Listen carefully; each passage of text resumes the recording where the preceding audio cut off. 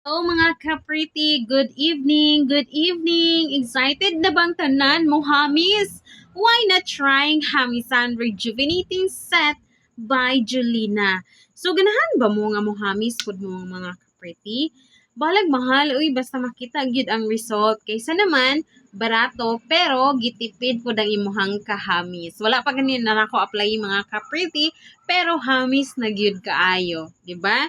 So, importante gyud kaayo sa mga nagpatutoy o mga buntis, di gyud mo pwede mo gamit sa atong Hamisan nga rejuvenating toner.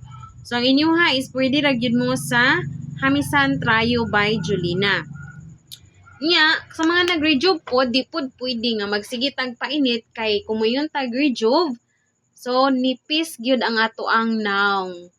Kung ganahan mo og dili masunog ang inyong naong, ayaw gyud mo pagpainit kung magamit mo sa ato ang rejuvenating nga toner.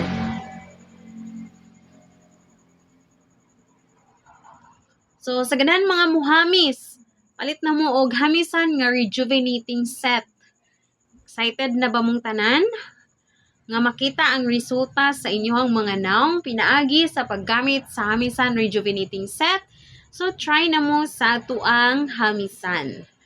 So, daghan kay tag stock mga kahamis, mga ka-pretty, para magdungan ta og kahamis. So, excited yun ko everyday tungod sa ako ang gigamit nga skincare. Kay importante yun ang skincare para nga labi na nagkataas na ang atong edad. So, kinahanglan ampingan yun nato ang ato ang mga panit.